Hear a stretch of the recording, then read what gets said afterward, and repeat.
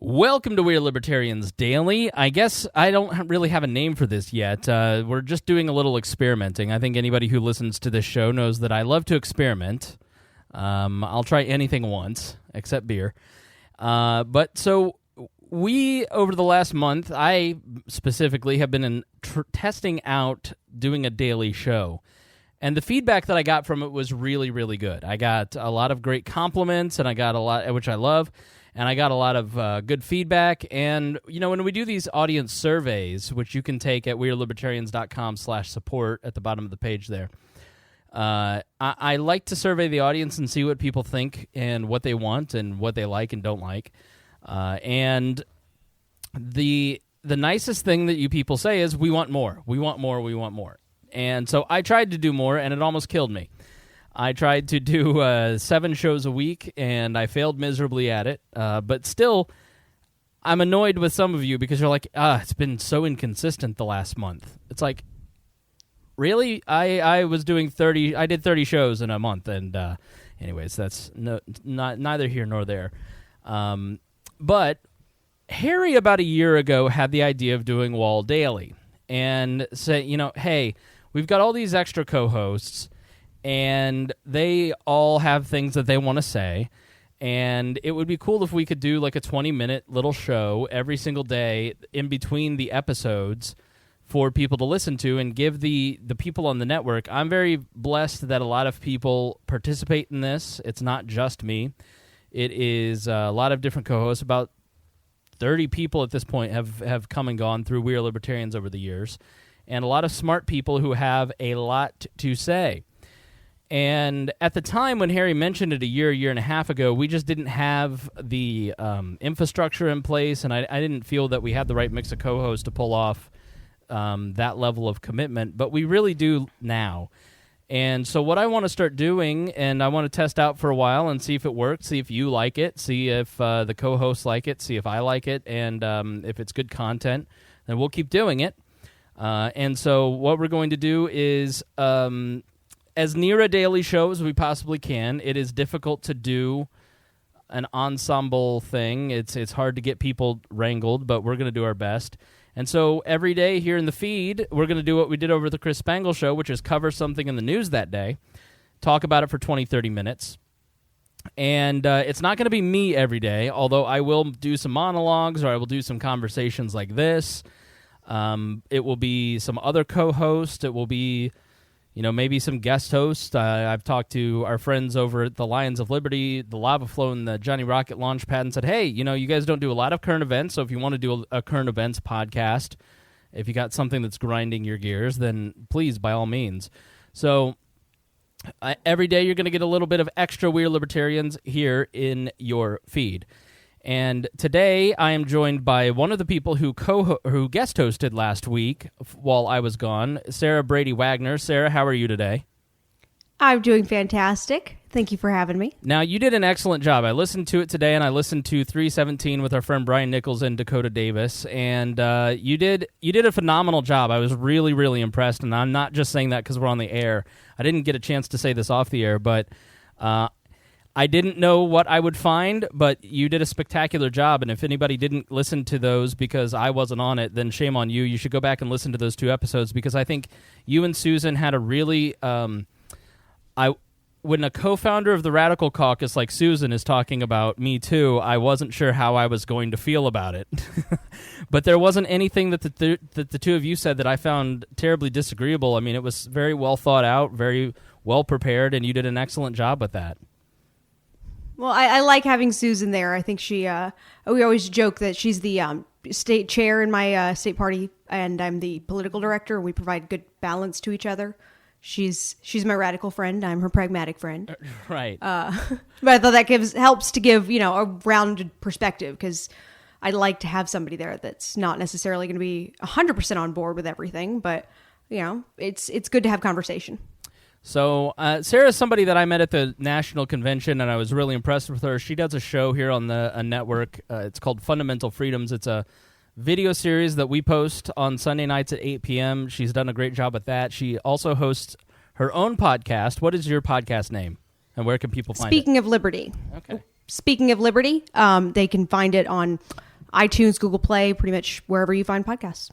So we've been, since I was gone, I've been talking to the co-host crew, the research team, and everybody involved, and just saying, man, I can't do a daily show. I'm going to kill myself doing it. I don't feel that I don't have it in the tank, because when you're trying to research a show, you're constantly pouring things in your head, and then when you're doing a daily show, you're like poking holes in the bottom, as opposed to just kind of filling up your bucket and then pouring it out in a show. So.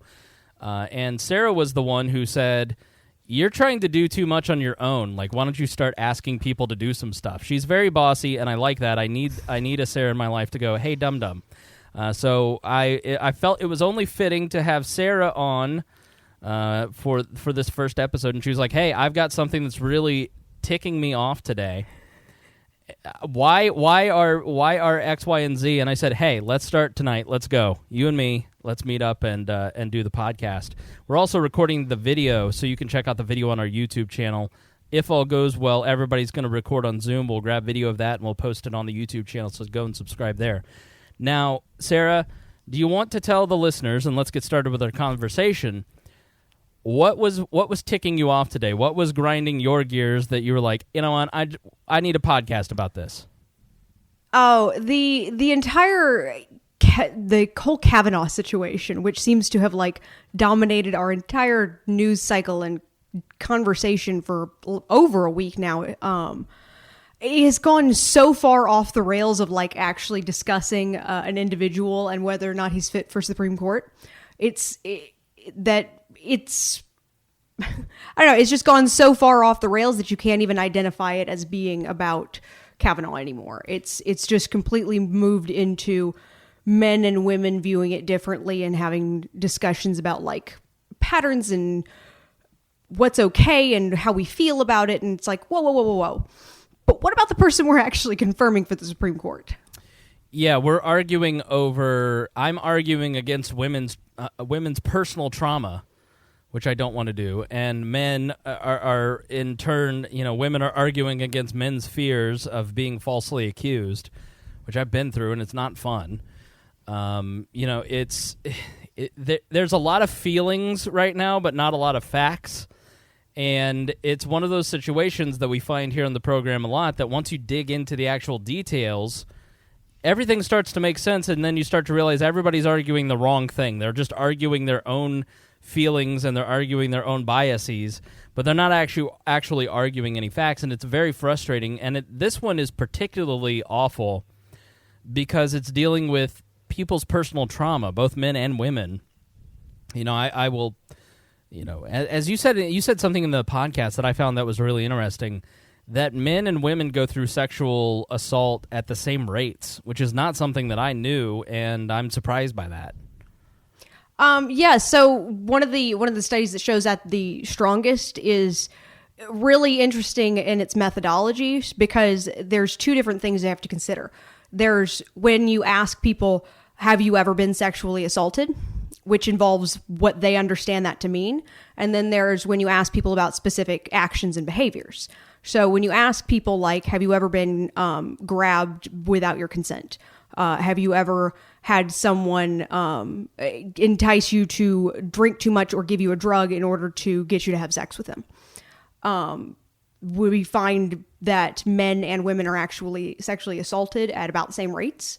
And very concerningly, about 50% of guys admit to having done some form of sexual assault at some point. Which to me just says like there is room for a cultural conversation that needs to be had, because clearly we have very different ideas about what is and is not acceptable and what is and is not assault. But it's really distracted from the topic of Kavanaugh's confirmation by making it into that big conversation. Yeah, we've turned it political, which everything that politics touches dies. And what's getting lost is whether or not Kavanaugh should be a Supreme Court justice. And you were like, why are we not talking about that? Why are we still talking about this stuff? I mean, what is your general sense on Kavanaugh? Oh, my general sense on Kavanaugh is there are lots of reasons to oppose him, regardless of whether or not he is guilty of sexual assault.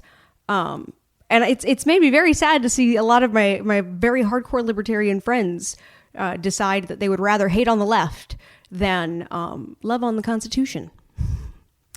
Yeah, but the left is really hateable right now. Like they're not for nothing, but I'm here in a swing state right now. Joe Donnelly is a moderate Democrat. And Joe Donnelly is somebody that I would have said is going to win by 6 to 10 points, because Indiana, even though we're a red state, is, we voted for Obama twice. Yeah, I think twice. No, at least 2008. But, it can go either way. And so Joe Donnelly, we like to send squishy, moderate Democrats to the Senate.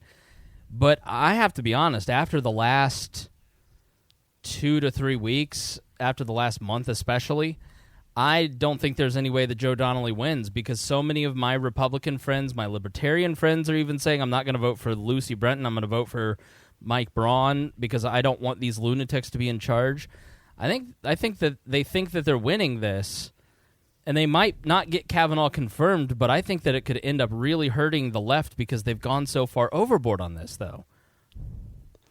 Oh, I would agree, but I think also the right has kind of pinned themselves into a corner. At least, the Republicans have by, they've cornered themselves into this position where when even Fox News will admit that, like, oh, okay, well, the report seemed credible. Maybe it's possible that they both think they're telling the truth, but they've backed themselves into this position where they have to try and discredit the woman in the situation and try to defend Kavanaugh, even if it is requiring people to, like, give up other things that they care about.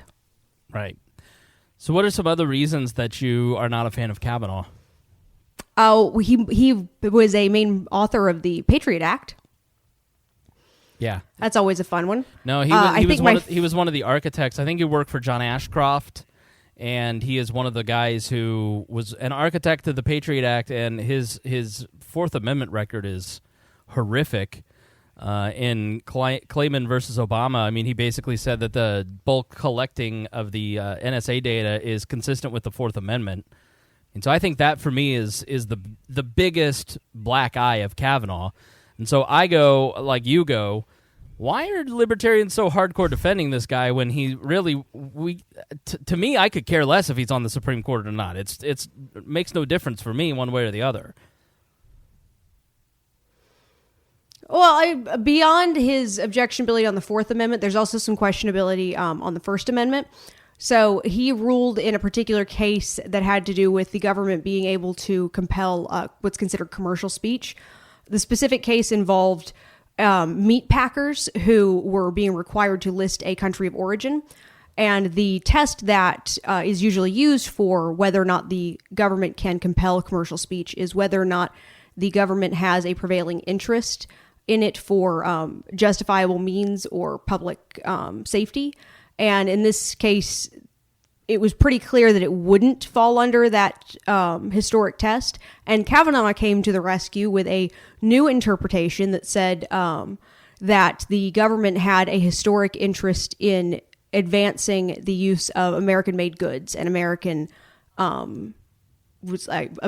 products, and that gave them the right to compel the speech. Yeah, I hadn't heard that one. That's not good.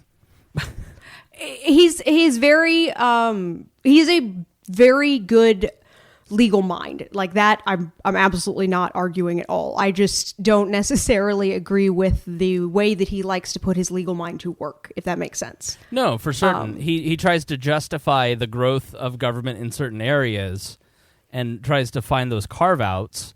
And in other areas, he's good in terms of, like, trying to limit the alphabet soup. And to me, he's a lot like Ruth Bader Ginsburg. Like, we know who Ruth Bader Ginsburg is. We know who Sonia Sotomayor is. We know who Brett Kavanaugh is. He's a conservative justice who's going to vote along traditional conservative lines, a la Mike Pence. Yes, and we know that he is in favor of deferring to government powers in a lot of cases. It's actually been speculated that the reason that he was the pick as opposed to some of the other shortlist nominees is because he is in favor of saying that a sitting president can't be indicted, which, I mean, we can see how that could appeal to more authoritarian rulers or more authoritarian presidents. Just say it, Donald Trump. Yeah, I could be tactful. No, you don't have to be tactful here. This is, trust me. If we were worried about tactful, then 2016 wouldn't have happened. That's true. We are libertarians. Okay, so what are some other reasons that you found that you're just like, why are libertarians defending this guy?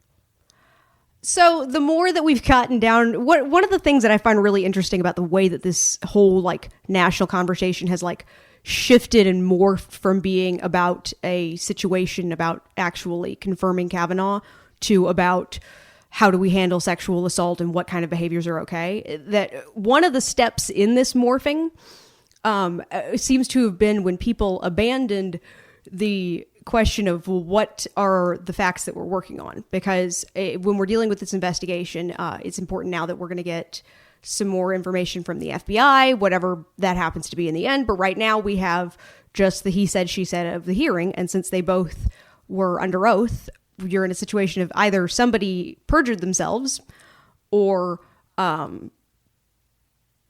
just somebody has to be lying in that situation. One person is telling the truth.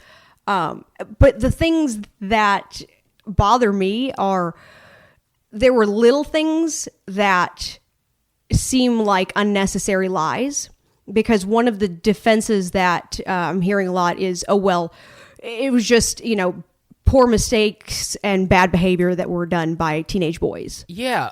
Okay. Well, so you're just giving license to 16-year-old boys right now to rape 16-year-old girls. Like, I've from the beginning, that has just that has triggered me. I mean, that just is one of the most immoral arguments I've ever heard, and from people who consider themselves to be morally superior because they're conservatives and Christians. It's like, what in what world is that an acceptable defense that, well, it's okay, you can attempt to rape. I accept that he did it, but he just attempted to rape someone, and boys will be boys. It's like, no, that's not an excuse. That's not an argument. Well, there is a slightly more, I kind of maybe say virtuous twist to that I've heard, which is he did that, but he is clearly not that same person now. And then you can list all of his, he makes sure at least half of his clerks are female. He's, he got most of the women who've worked with him, are willing to very much sign on to say that he's great. He's certainly doesn't treat women any differently. And if he does, he tries to empower them. There's a really great narrative that could be written there between, well, yes, he used to be this way. He used to drink too much and make bad choices, but he has realized the error of his ways. He's grown up. There's been, 35 years between now and then. But what I think is important about both of those kind of narratives is that that's not what Kavanaugh said. When he was under oath, he said, I maybe drank some, but I never drank to excess. I never drank to the point where I would have forgotten anything. I never drank to the point where I would have, not been in control of my choices or my behavior. That was what he was trying to put forward. So that then comes directly into conflict with like his college friends and roommates that have come out in various forms, not necessarily interviewed by the FBI, but there's been several dozens of friends who either have said, well, he did drink more than that, or I partied with him. And it's just kind of become this thing where, okay, well, we all seem to have a hard time believing that, but nobody is having as big of an issue about the fact that means that he perjured himself over a really stupid little thing. If we don't have that big of a problem with people having made bad choices as teenagers, why lie about it? Well, I think because it's hard to say for certain. Like, you don't have a blood alcohol content measurement from Brett Kavanaugh in 1984. So it's one of those things where the memories of his fellow drinking buddies at the time. I have no doubt that this guy partied. I think that if you listen to anybody talk about the culture of these places, if you listen to people talk about the culture of Yale, for instance, where you could listen to Brett Kavanaugh's speeches that he gave at Yale about his party. Yeah, I mean, I have no doubt that there is definitely it is hard to believe, but when you're talking about setting a standard for did he perjure himself, what are the criteria of blackout drunk? What are the criteria of do we take his friends and family? Like, the legal standard of perjury there is kind of hard to identify. You know, when you've got Clinton saying, I did not have sex with that woman, and then, you know, he had sex with that woman, like, that's a very clear delineation, but this is not as clear. So that's a harder thing. You know, whereas, like, the Kavanaugh accuser, Blasey Ford, there's a couple things that she said that, like, people from her past have said she's not her ex-boyfriend, for instance, said she's not claustrophobic. She taught people how to do how to break polygraph tests, you know, and she said she, in her testimony, says I never coached anybody how to defeat a polygraph test, but her boyfriend said I personally witnessed her do that. Like, that's a very clear delineation. Now, the friend that she was coaching came out and said I was never coached by her on anything. This guy's lying, but his was a sworn statement under oath. And that's the confusing thing about all of this on either side. Yeah. They're sworn... Somebody has to be lying. Right. Not only the two of them in the testimony, but all of the sworn statements from all of their friends supporting each one of their character on each side are, you know, it's like, if you take the case of the ex-boyfriend, it's like, okay, well, Mark Judge says that Brett Kavanaugh didn't do it, so why should we believe the polygraph friend? And there's as much evidence that the boyfriend's telling the truth about Ford as there is Ford is telling the truth about Kavanaugh. Like, this is the worst possible way for any of this to play out, and it's gone. Oh, absolutely. And it's gone so well. It's gone so according to plan that we now have a turf war between men and women, where you feel pulled into a side and you have to side with your gender, and it's just like, it's almost like, okay, this is maybe what they wanted. And they've just used these two as kind of the stand-ins, and they've designed this thing just to turn into what it's become, which is just this shit show where we're never going to be able to know the truth, and we're all super divided and very motivated to go vote. And that is the core principle in all this.